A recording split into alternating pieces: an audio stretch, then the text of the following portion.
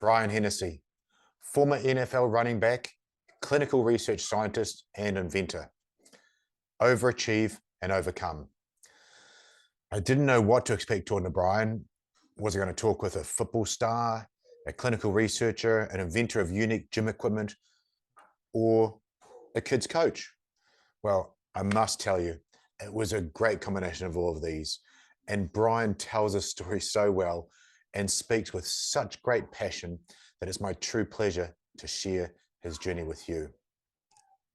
From the literal rocky story of how he became a professional football player to his career-ending back injury and on to his current coaching, speaking, and entrepreneurial success, he's a unique individual.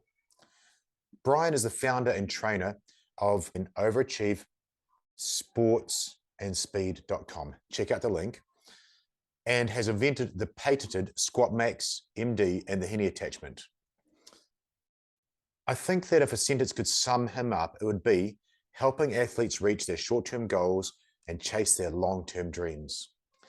You can find out more about Brian and his cutting-edge work at squatmax-md.com, thehenny.com, and his Insta links. Everything's down below in the show notes, in the YouTube. Click on them. They're all correct. Check them out. Thanks for watching. Hi, I'm Damien Porter, former Special Forces operator, high performance living coach from eatwellmovewell.net, and you're listening to my Straight Talk Mind and Muscle podcast.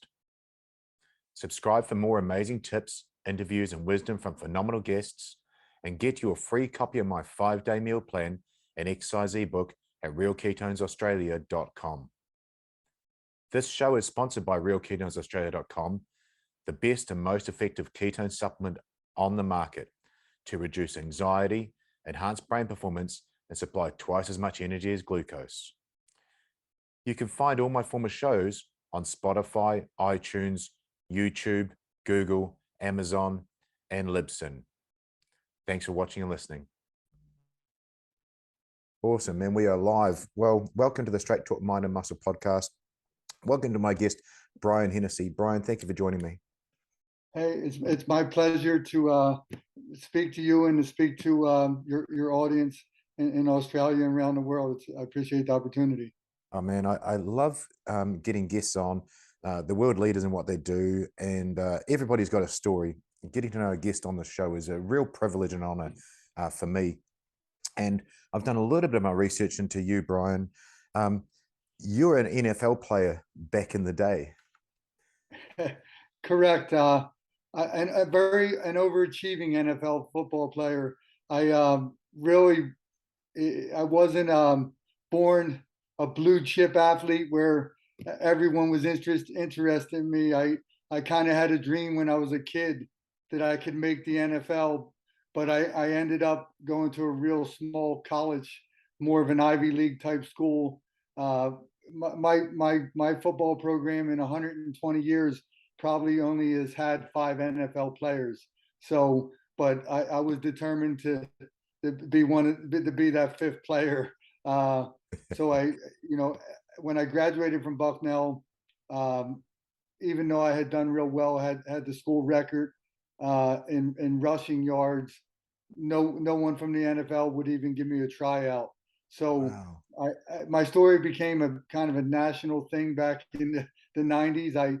I basically camped out outside of a football team's offices because they had a really crazy football coach at the time, Buddy Ryan, an old Army Korean vet who was very well known as being a bit controversial. He was a very, very tough guy, but I knew if I could get to him, he would probably give me a tryout just to tell me that I was terrible. So this was in Arizona in 1994. I literally camped outside the team offices, and then 2 days later, somehow I was granted an interview with him after he had looked at some game film that I gave to an assistant coach there the day before. So kind of a 1 in a million chance that when I got my opportunity, I actually shocked the world and made an NFL team, and I, I ended up playing 2 years. Yeah. After the Cardinals, I went to my hometown Philadelphia Eagles, and that's fitness. I know that that's one of the things we're going to touch on. Fitness was always my X factor. It gave me the confidence to not only to become a better athlete, but the mental edge where I thought I was as good as anyone just because of adding some muscle and some speed. Oh man, it's that's a hell of a story, and it sort of shows you put the work in, you get the result. But not only was it the physical work you had to do getting good at your game, you literally had to put the work in to get in front of that coach to be seen. Um, you, I'm going to try and paint an overall and then go back and dive in. You became a clinical researcher. You've literally invented two awesome things: the squat max and the Henny attachment. Let's go back to maybe before the NFL. You talked about fitness and things like that. Your position was a running back, is that right?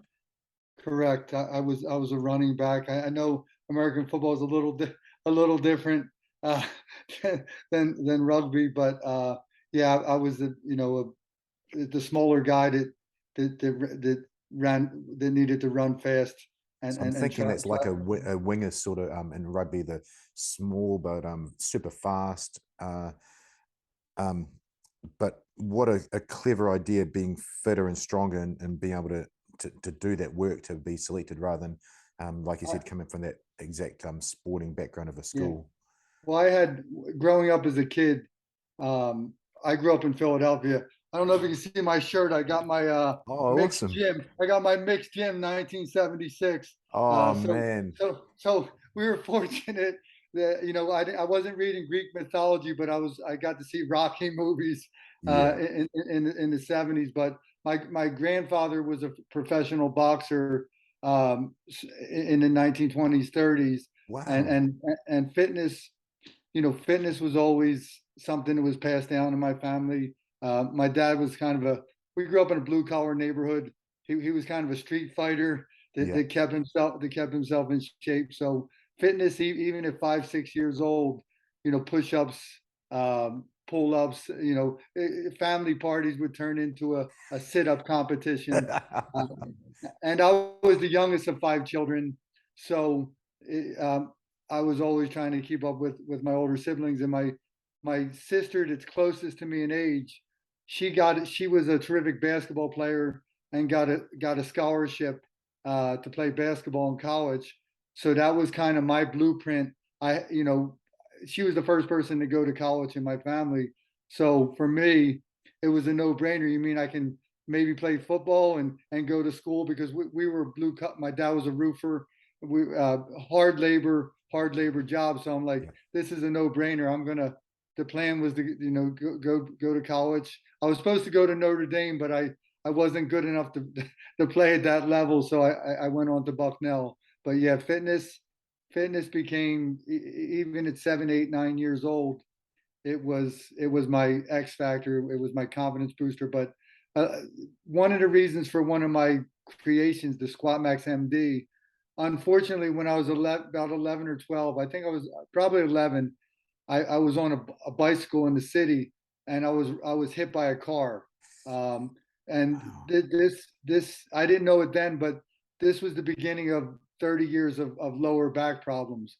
Wow. Back then the vehicles were made of chrome and steel. So getting hit by a 1976 Buick, it Oh, uh it put some damage on me.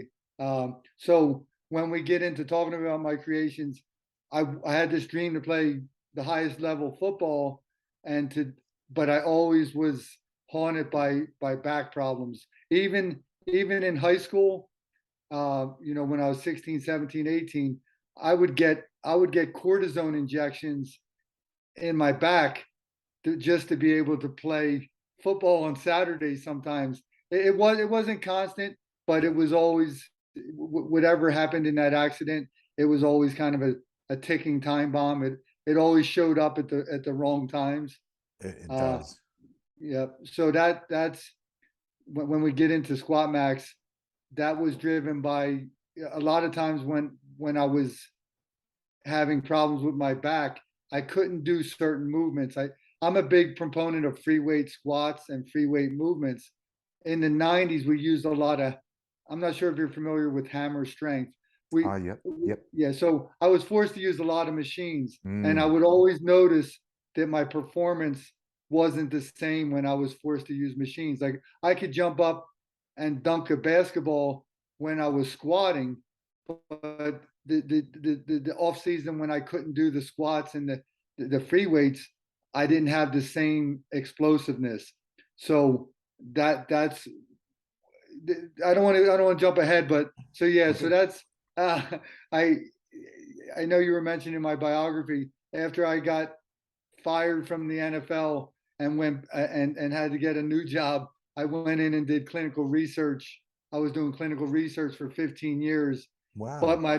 but at about 38, 39, I really missed fitness. That because that was, I had done pretty well in that industry, in the pharmaceutical industry, but I wanted to do fitness. And the real catalyst was my daughter was 9 years old, and my son was 7. So I told my wife, listen, my midlife crisis is I'm not going to get a Corvette. I'm not going to get a girlfriend, but I'm going to open up a performance gym so that I can train athletes. Wow. So I left my job that was a pretty good job, and opened up a gym. I guess 11 or 12 years ago at this point, and it was just to focus on athletes. I wanted to because fitness enabled me to reach my dreams of Yep. playing professional football. I wanted to give this to a new generation of of youth athletes. Mostly I work mostly with 13 to 20 years old, but a funny story, now about 5 or 6 of them, because the gym's been open 10, 11 years, kids that started with me when they were 14 are now I have 5 professional baseball players. I have a Wow. couple Olympians. So the gym, I didn't. It went better than I could have expected.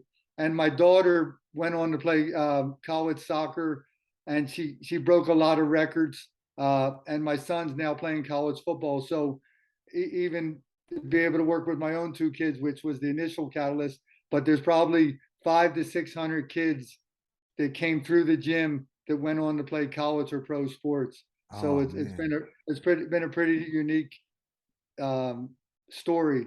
But within that story is where we'll talk of why I created Squat Max and why I created the Henny attachment. Yeah, for sure. What's the gym called, Brian?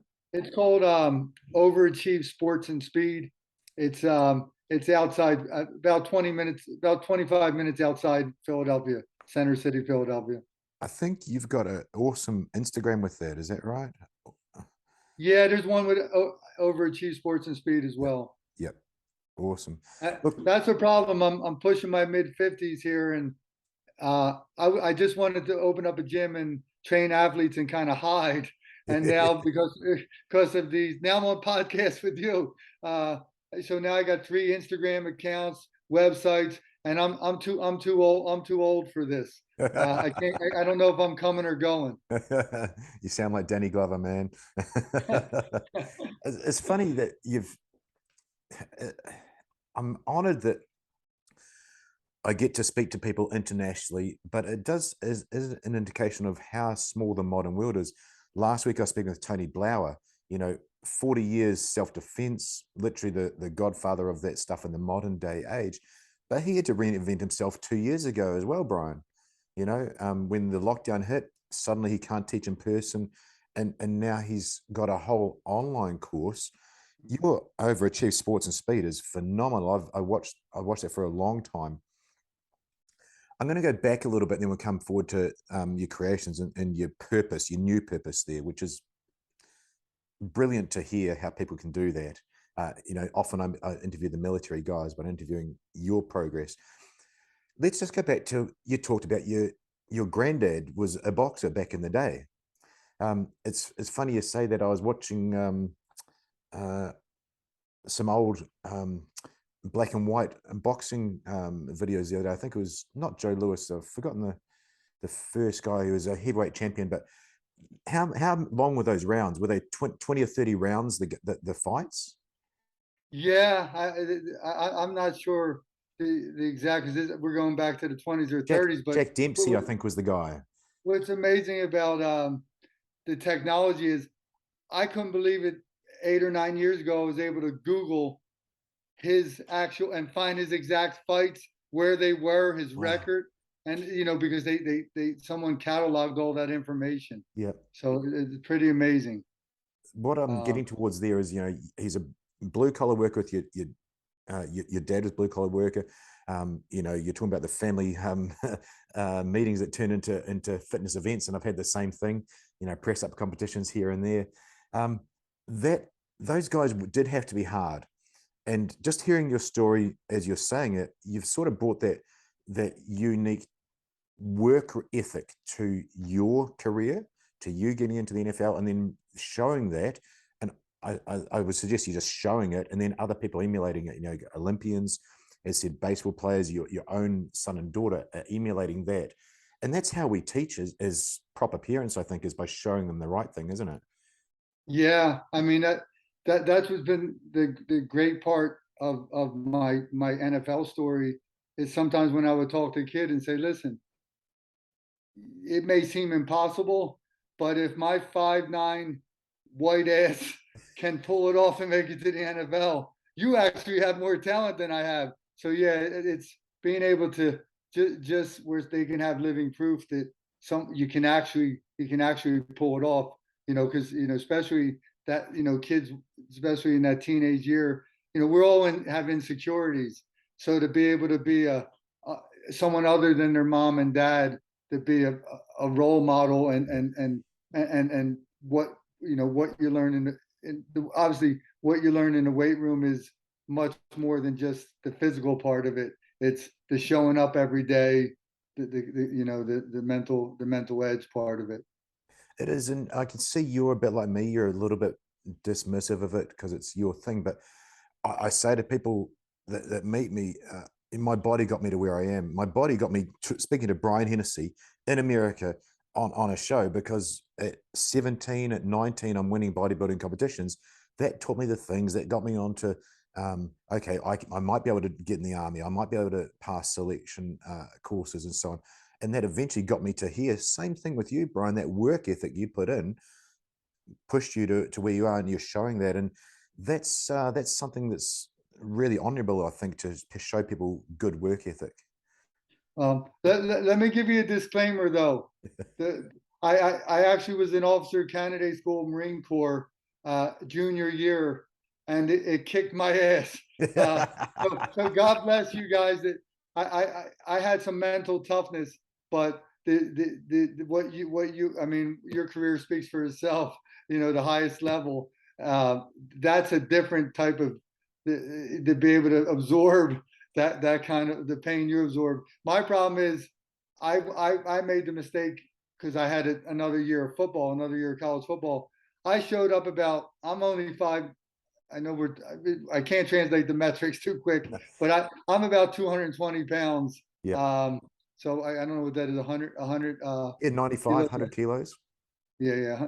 And at 5'9", because I'm on the shorter side, I went in too heavy, and that you need to be a little leaner. So every day the platoon sergeant or drill instructor, they knew I didn't want to lose weight because I like to play at a certain weight.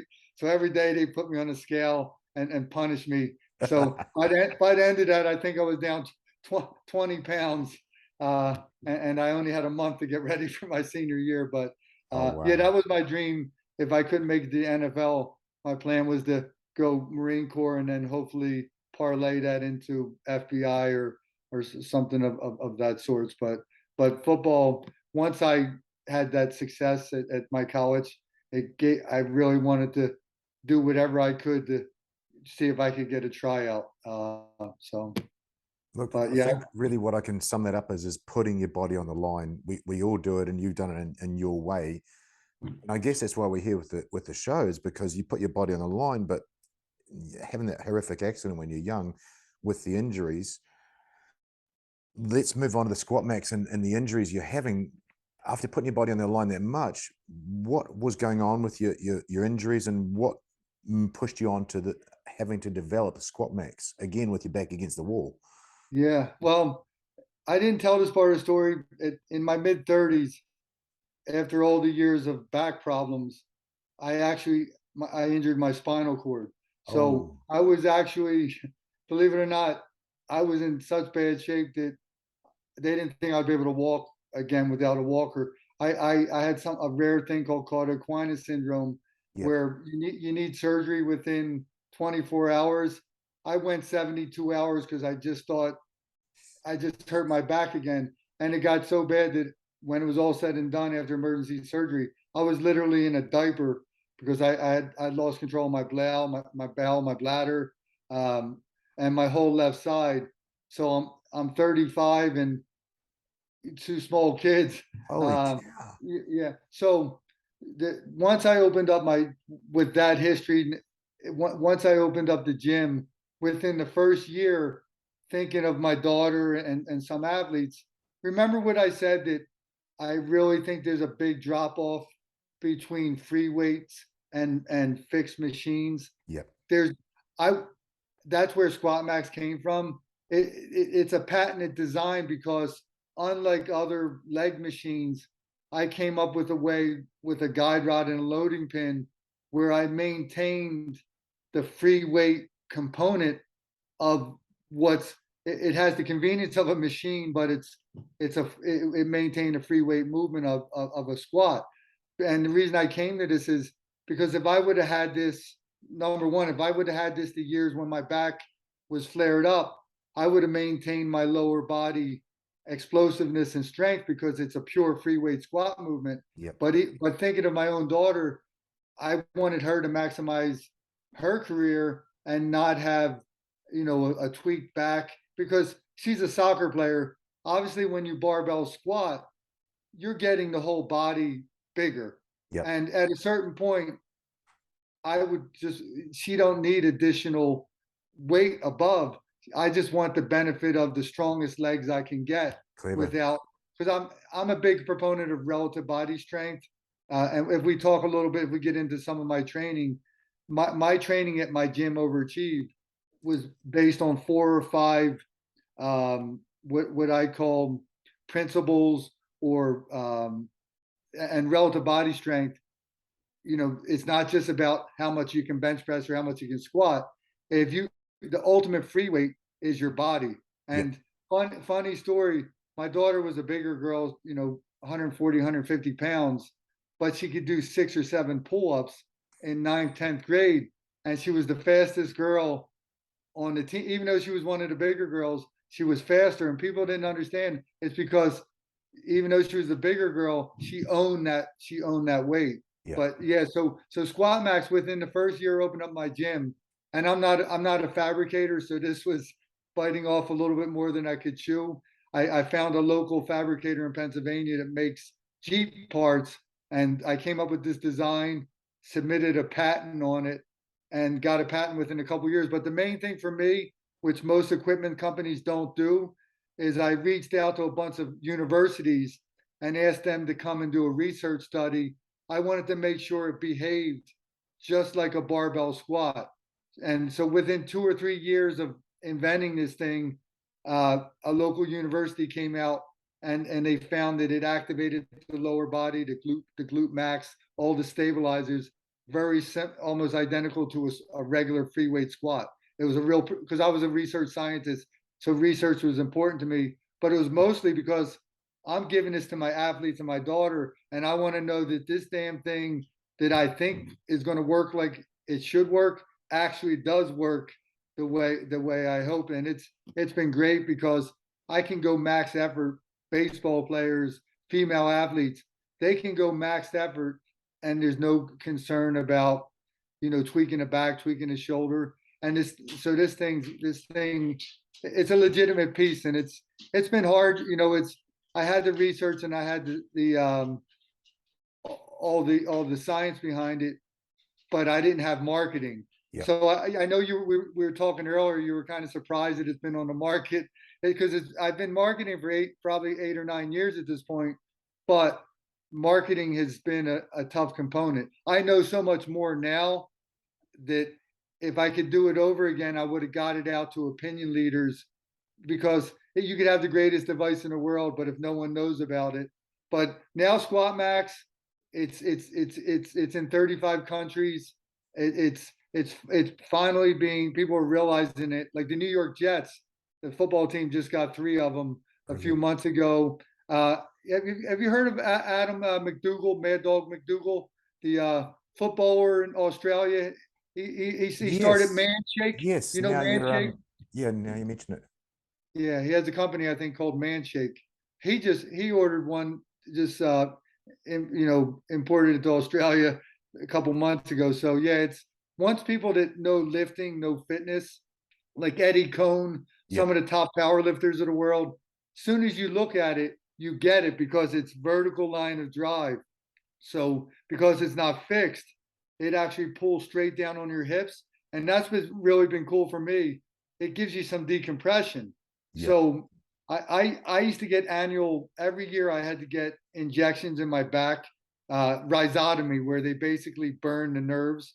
True story. 7 or 8 years ago, I stopped needing them, Oh, and I really believe it's because the way this thing pulls down on the hips, it does some really amazing things for your facet. So I came up with something that actually decompresses your spine while it gets your legs strong as shit, like a free weight squat. I got So to tell you, Brian, listen to you there, going back to where I've come from.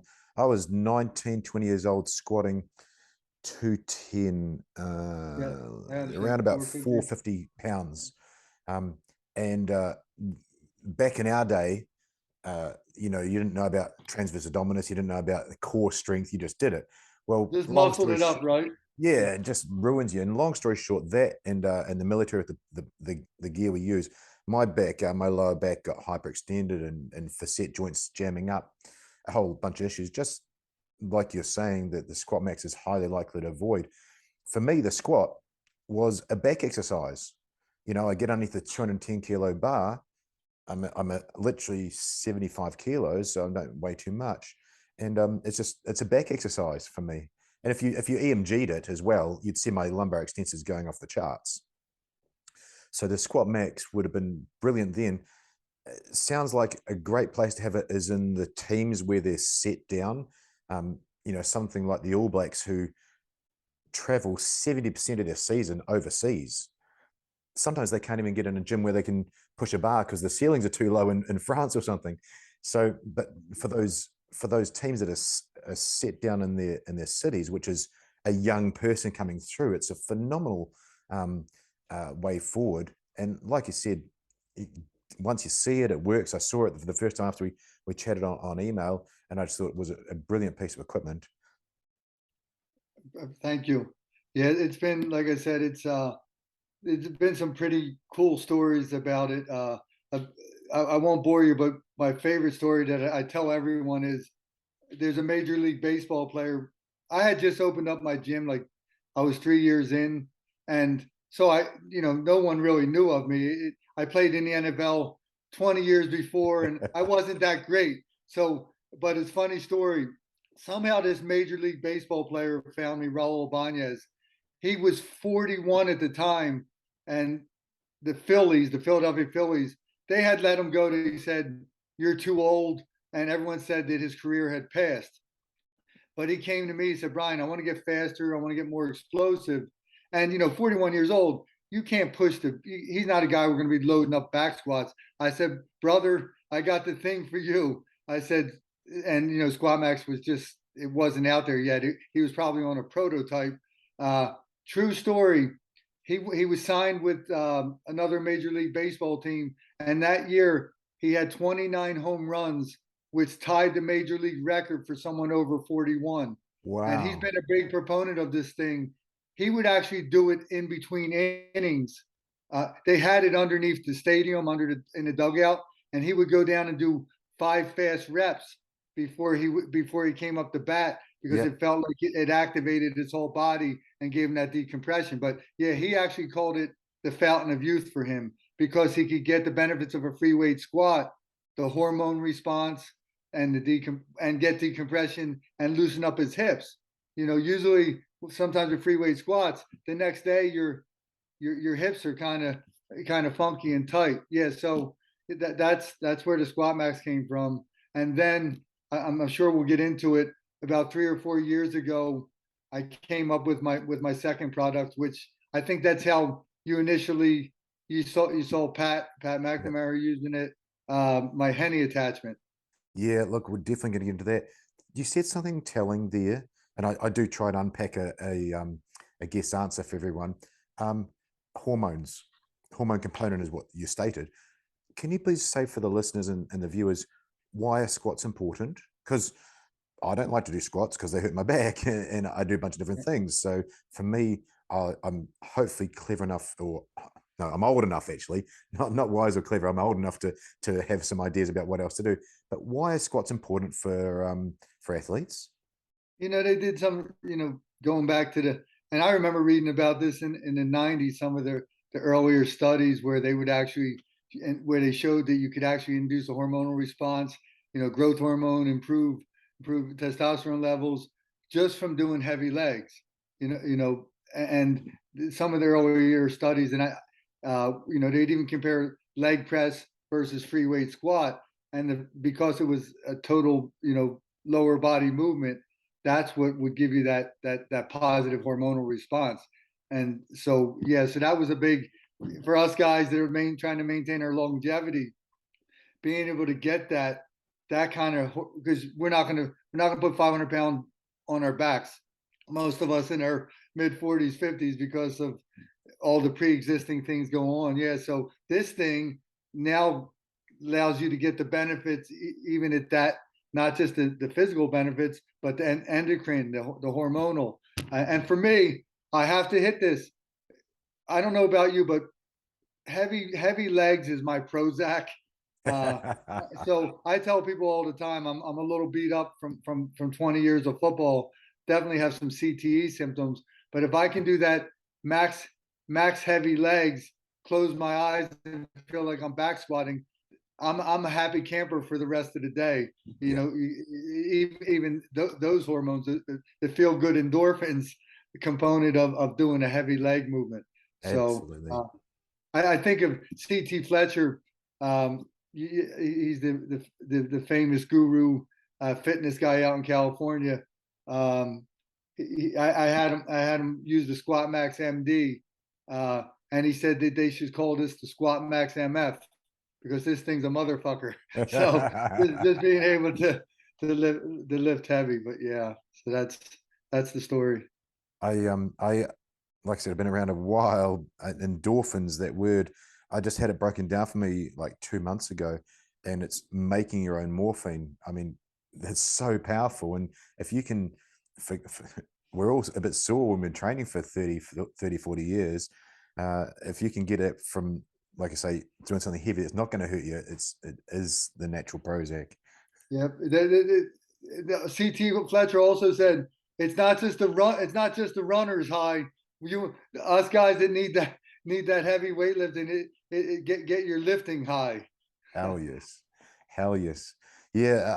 I was talking to someone about meditation the other day. I think a psychologist or something like that on the shows. And, that's my form of meditation. It's my mindfulness. When I'm lifting a bar, I'm mindful. I'm not thinking about everything else around it. I don't have to be a Zen guru in front of a candle. We all have our different ways of being mindful and being in the moment. And yeah, I think that moving meditation is sometimes us in the gym. Absolutely, absolutely. Now, we spoke about the Henny attachment. We spoke about Pat McNamara. I just had to pause to come and do your interview with. We do Pat does a live stream every week with his squad of guys and girls. Really cool. He's such a humble guy. And I did see your Henny attachment there, but it took me back, Brian, to years ago when I was becoming qualified as a personal trainer. So we started personal training in the world franchise personal training at a gym called Les Mills Gym in New Zealand. And we'd get courses. It was very unregulated, it wasn't a university or anything back then. But one of the coaches came in, and he was the Auckland Blues rugby coach who happened to do some work with Jonah Lomu, who was a famous All Black winger. And you say about relative body weight, he was 115 kilos, I think, but he could run 10.2, 10.8 meters. Wow. So he was a machine. That's a locomotive running fast there. It really is, yeah. What was amazing about Jono Lamu would he'd be running and he'd just fend a guy off straight away, and the guy would fall down. And this coach, and this is literally, geez, I have to do the math, over 25 years ago, this coach is saying Jono doesn't go and do bench presses to be good at a fend, because he doesn't run around with a bench behind him. What he does is he stands at a boxing bag and just bashes it as hard as he can. If he can get a floor-mounted boxing bag on a spring, he'd do that as well, because he needs to do that relative to his feet, relative to his hips, his back, and so on, be able to knock someone over. Your Hene attachment does horizontal movement. I was quite stunned at watching it. I know it's a bit tricky explaining it on video here, but let's talk about how and why you invented that and what it does. Well, everything you said there was such a brilliant lead into this, because that's exactly where it came from. I remember I grew up in the city, and in the summers I was a roofer. So a lot of things that contributed to my football career, I needed to take the weight room strength and convert it into athleticism. So yeah, so the Hene attachment, again, is influenced by some of my childhood stuff. My father, my grandfather being a boxer, but there's such a need for these modern day athletes, these high school students. I needed to get them into body positions like 45-degree angle, the way you're going to pick up an opponent. Yep. Your shin angles, when you're trying to decelerate, you have to load your glutes and your hips and your posterior chain. So, and remember, I hate machines. Anything that's fixed, you're not working your stabilizers. So 4 or 5 years ago, I came up with a strap system, because everyone has a rack. I have 6 racks. I have barbells. So how could I use what I already have to build strength in athletic positions? So the Hene, it's been. I tell you, I wish I had this when those years when I had the back problems, because I was sitting on machines pressing, but this, like you described, the heavy bag and what the player used over there is exactly what this is. It lets me do explosive movements in body angles, generating horizontal force, because that's, we're not fighting the Martians coming from space. Everything we're fighting is here on Earth. Yeah, it's a system of straps. Just to give the listeners an understanding, and it uses most power racks have holes. So I came up and created a couple steel pins that fit in the holes. The straps hang down, and then the barbell becomes. It's more than just straps, though. There's a foot plate. I came up with a barbell foot plate that actually attaches to the barbell. There's straps that allow you to work in front of the rack. There's a belt system. So yeah, it's up to about 150 different exercises, and it allows you to do rotational presses. It's kind of like sports is. Sports isn't one plane of motion. It's everything in between. But yeah, but what's been cool about it, it was designed for my athletes, since we're on that theme of longevity and us older guys, because it's not fixed. It's like heaven for your joints. I have a friend from school, a friend from high school who played football with me, bodybuilder, the whole thing. he can't even press anymore. He would bring his son to my gym. I would say, "Hey, Mike, I got the thing for you." So he start pressing on his thing. He has no shoulder pain because he's able to find that perfect angle for him. Yeah. And yeah, so it's for any demographic really. I have an 80-year-old grandfather that I train. Normally he'd be him. He doesn't need to lay on his back because he can do that when he's dead. So this allows him even to stand to do a pressing movement and a pulling movement where he's on his 2 feet, working on balance, having the body work together. Because the longer he can maintain athleticism through his 80s, he has a better chance of not falling, breaking a hip. Yeah, so it seems really simple, but there's a lot to it, and it's been a godsend. There's a lot of issues with female athletes hurting their knees, a lot of ACL tears. What's great about this thing is it's hard to describe, but I literally can put them in front of the barbells hanging down off the straps. They're 5 or 6 feet or 2 meters in front using the straps, and they're doing one arm rows, Yeah. and that thing's trying to pull them over. Yeah. So if they're not low, remember I said to be able to decelerate, teaching a female athlete to decelerate properly, I lose my voice. This does the coaching without me having to speak, because if they don't have the proper shin angle and they don't learn their glutes, it's going to pull them over. It's going to put them in awkward positions. So yeah, it's been for my female athletes, for my explosive athletes, for my old middle-aged friends, for yeah. So the Henny attachment, and it's so simple. Most people have a rack and barbell in their garage and their homes. I think I'm hoping I'm not making the same mistake that I made with Squad Max. I've gotten it out already to some opinionators. I have a patent on it, and it's, you saw Pat did some explosive exercises. Combat sport athletes. It's great because the bench press helped me because lifting weights was it got my mental thing. But this is definitely a great way to tie your sport in with the weight room. It's kind of the middle ground. It ties it all together because let's face it, most athletes are much more sedentary than I grew up. I was out. These Yeah. kids play their sport. Everything's formalized. They don't have time to go run around the street and climb ladders, do whatever I was doing.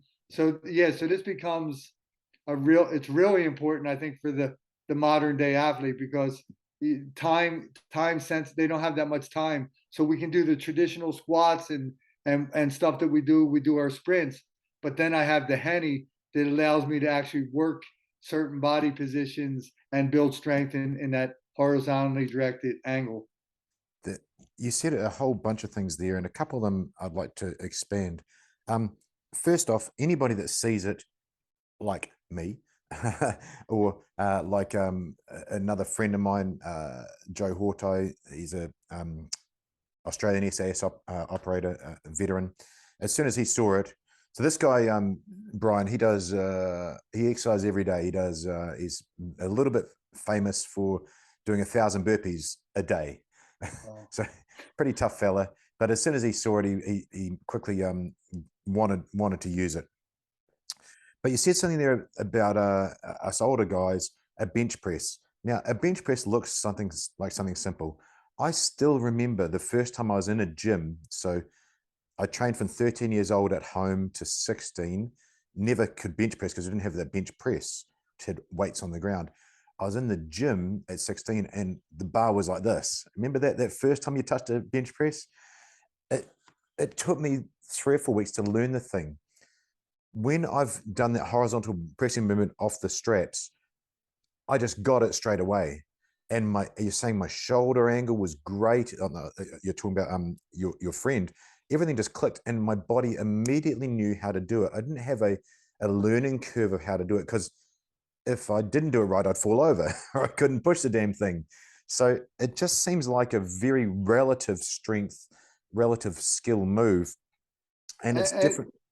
It's hard to remember. For me, I became I tended to be that guy that would become, when I bench press, I would focus everything on front. And Mm. because your shoulders are pinned against that bench, I already had back problems, but I would have a lot of postural issues. But since you've already pressed on the straps, it activates all your scaps and your upper back, so it becomes more of a compound movement than just pinching your chest. Sorry to Absolutely. interrupt you. Yeah. Absolutely does. No, not at all. But what was interesting on top of that, you might be thinking as you're listening, oh, well, I'll just get a cable and do the same thing.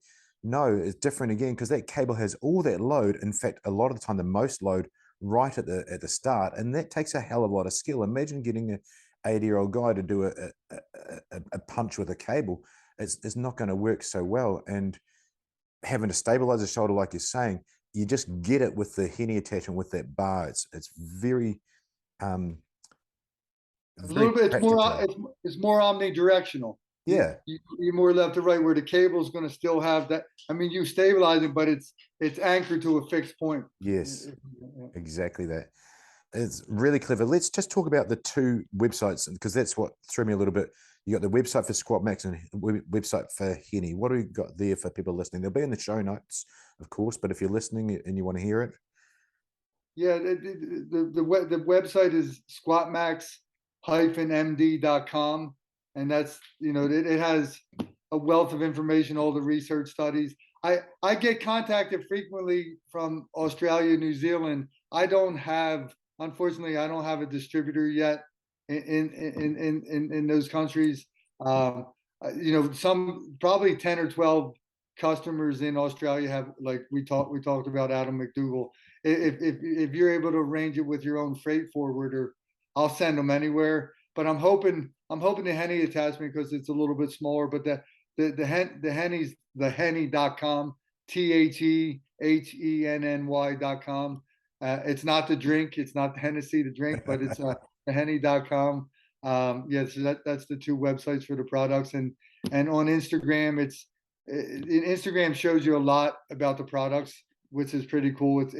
It's the Henny attachment on Instagram, and it's Squat Max MD on Instagram. I love watching those videos of using the gear. Again, back in our day, we didn't get to do that. You might see a photo in Muscle and Fitness or something of somebody, but we're actually getting to see a top athlete using the gear. Really clever what you did with the foot plate attachment for the Henny. Yeah, it's been my if you remember, my gym's name is Overachieve Sports and Speed. So that's my focus. It's speed is everything in most sports. For a lot of my athletes to even play college baseball, they have to run 60 yards. I'm not sure what that is, 55-meter, I guess, 60 yards in under 7 seconds. So speed is tough to build. So that's where the Henny, that foot plate, what's nice about it, everything you do with the Henny, like you touched on it earlier, even though we're using it for glute kickbacks, your foot that's on the plate is obviously working, but the foot that's planted, because that horizontal force, it's trying to knock you over. So they're getting ankle mobility, shin angle on the plant foot. One of my success stories, a kid that started with me in 8th grade was selected a first-round draft pick for the Chicago Cubs baseball team. He's a Awesome. pitcher. So a lot of these things, the Henny, now the plant foot is so important for a pitcher, for anyone that's throwing an object. So building stability in that foot. So that's what's cool about the Henny. It's a glute kickback on the foot that's working, but there's so much more benefit than just the leg that's working, because now they're working the plant leg. So yeah, there's so many little subtlety things that the Henny provides that you would never imagine. If you get a chance, I was just down with Juji Mufu. He's this famous Yes. guy on Yes. Instagram. I don't know if you saw him using it. I had him.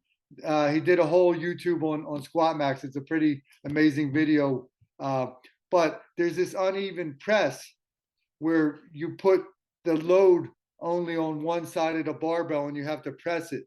I've never ever felt anything like this that works that anterior sling, from the oblique, the adductor complex. You got to try it to believe it. It totally humbles you because you're pressing in a horizontal force. So I tell people in football, I was a running back that had to pick up these monster linebackers that were trying to hit the quarterback. This is the closest I can get to actually picking up a linebacker because you never get a clean shot No, because no. they're moving. So this thing is like hitting somebody where you don't get them well, but you have to get enough of them so that you don't get your quarterback killed. Yeah, so there's so many little. There's probably 20 of them that are must-haves for certain athletes. But yeah, that uneven press, you got to. I'll send it to you. You got to Yeah. try it. It's worth the price of admission. Uh, Juju Mufu, yeah, I remember seeing him a few years back. But what you're saying there about you never get to hit someone clean on, that probably sums up the difference here of going to the gym and pushing a bench press, even worse, pushing a hammer strength bench press that was invented at, like I said, the 90s, and that was good for bodybuilders for their isolation, but a bodybuilder isn't a combat athlete. Now you've got NFL, you've got the military side of combat athletes, and you got all the other sports like rugby.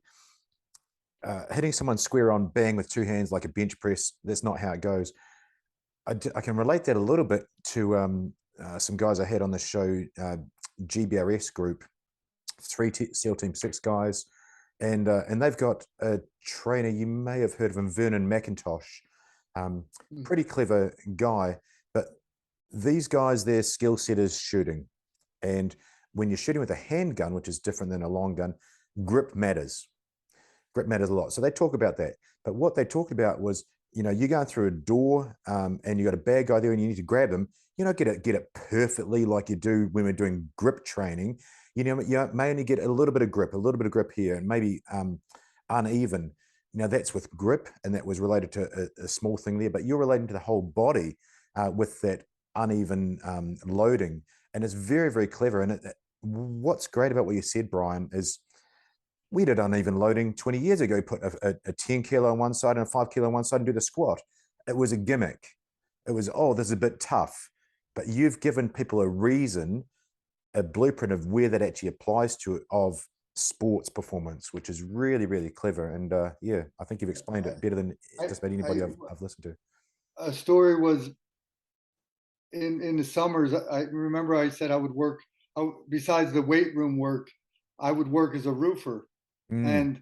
and I did a lot of pull ups because my grandfather. So I got more athletic than some of my competition. The other running backs, some of them were stronger than me in the weight room at sometimes, but that's when I put my system together. When I opened up my gym, there were certain things that I wanted to put in there. But where I was going with this is I didn't want to learn how to roof. I didn't want to learn how to.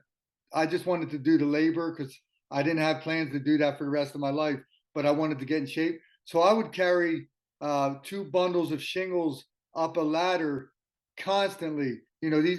I would show off instead of just carrying one. Yeah. I'd carry two, which was like 160 pounds up ladders, and same thing. So when someone tried to tackle me, I had already, had that because you get grabbed on one side if you're used to being off balance, So yeah, so that's some of the things the Henneys allowed me to take some of those principles or that training and have these kids be able to train athletics, what I call athletic strength instead of pretend muscles sometimes. Yeah, I train at the fire station, and sometimes there's a guy there. He does the calisthenics, flags, levers, all the fancy stuff, and he says, "Oh, you're training your beach muscles there." I train my beach muscles for sure. I'm Yeah, old, but I train the other ones as well yeah, because I'm old. I have learned a few things. But it's funny you say about going up and down a ladder, and then we're going back to when I was saying about watching Jack Dempsey fight 30 rounds, and your granddad being a professional boxer, and you guys doing chins and press ups. The degree of which we decayed to, as firefighters, we're not even allowed to use ladders at this stage. because they're too dangerous. I don't know any firefighter currently that's trained at taking somebody down a ladder because it's too dangerous. Um, Interviewing the sergeant major of the New Zealand Army the other day, he said this generation, so your son and daughter, Brian, 20%, not obviously not them, but 20% loss of bone density from not skipping or jumping like they were used to. And even worse, and this is all the information from the US Army as well, they can't throw more than 20 meters, so they can't throw a grenade. The degradation and the softness that this generation is getting from that lack of movement, it's scary, man. Yeah, that's that's what's been great about my gym. Even though I'm working with athletes, just sometimes I get athletes that this is their that aren't athletes, but this is their fitness. You know, Yeah, because yeah, I mean, we're talking about they say sitting's the new smoking. That's the big thing, and it definitely is. My poor kids, they were jumping rope at the kitchen table at 5 years old, and that's another thing. People, you mentioned skipping. People don't even jump rope anymore. There's no more perfect exercise than for a child than the rhythm on the yeah. balls of your feet, and you don't even need space. You can do it in a room in the house. So yeah, and Plus, even that's it's just thinking back to that when I was trying to juggle and learn to skip. It's actually you have to teach yourself because nobody else can teach you, but that's a skill that a child needs to learn, right? yeah, it was mandatory. I feel that if you can learn to jump rope 5, 6, because the motor pattern about 11 or 12, the motor pattern starts to slow down. So there's certain things that I really felt strong of that you had to program into children so that it can show up. You can teach it later in life, but it's never, in my opinion. I can do some crazy things like I was a good running back because I could play on the edges of my feet. Yeah. And I grew up in a city where people wanted to beat me up. Wild dogs would chase me. So I would frequently run around parked cars in circles trying to get away from the bully, the dog. Wow. So it's funny when I work with certain athletes, when my son wanted to play football in 6th grade, 8th grade, first thing I did was I created a circle in the gym. I just had a rope and I chased them around the circle. Or eventually it was kids chasing each other around the circle because they're not playing, like you said, they're not playing tag, they're not playing certain games that we did where you learn stop start. But yeah, Yeah. that's a simple way to actually get on the edges of your feet, because that's where if you're getting away from someone or trying to get someone, you better be able to learn to play on the edges of your foot. But I really feel strongly that's what I try to do. We have a group of 9 to 12 year olds where it's not really lifting. It's all kind of my life on the street as a kid in the street. So anyway, That's I that's it. that's cool, man. It's functional and it's so important. And I guess to sum it all up tie it up in a bow, what we've been talking about, you've got our functional stuff as kids. We've got the athletic stuff that you're teaching, with Overachieve Sports and how all these things apply to sports and so on. But I have to emphasize and I can't forget, it applies to us as well. I'm a dad to a 7-year-old. And what if one day I have to save his life and I'm not physically able to? What if I've got to do some other thing? The other day, this was on, I think I put the video on the social, but I haven't talked about it ever. I'm driving home from the fire station after day shift. It's 7 p.m. at night. I come across a house fire. Oh wow. And you know, police, when we put the gun belt on and the uniform on, we're ready. When we're in the fire station, we put our gear on, we're ready. Well, you're never ready when you're in your car, or if you come across a car crash. You have to be able to switch on like that, or you're going to get severely injured, or even worse, you can't perform. And I always want to be able to perform for my child as a good parent. This stuff does apply to the average person. How cool you're training that 80+ year old. He can lay down on his back when he's dead. He's wanting to be functional now because he's alive, right? Yeah, and I think you hit the nail on the head. Like I can't imagine not having a certain amount of physical readiness physical preparedness, again, if you can maintain it 50, 60, 70, then guess what? Walking up the steps and it changes. Maybe it changes as you get older, but certain steps you want to be able to do. But yeah, absolutely. Um, Look, Brian, it's been absolutely phenomenal talking to you, and thank you so much for sharing about what you've done, your story, and especially what you created. And yeah, I can never think of the right word when I think of guest, but I'm just so in awe of where you've come from that horrific accident at 12 years old through your various careers, but just success. I just want to congratulate you on a success there, and I wish you all the best. I can't thank you enough. And like I said, you're the real amazing hero here. I haven't seen your resume and bio, so I'm very appreciative of this opportunity, and hopefully I can get the Henny to the customers in Australia and New Zealand sooner than later. But it's been my pleasure to talk to you, sir. Thank you. Absolute pleasure. Thank you, Brian. Yeah, we'll have a chat offline. We'll see if we can get this to some Aussies and New Zealanders as well. Awesome. Thank you so Awesome. much. Thanks. Appreciate it.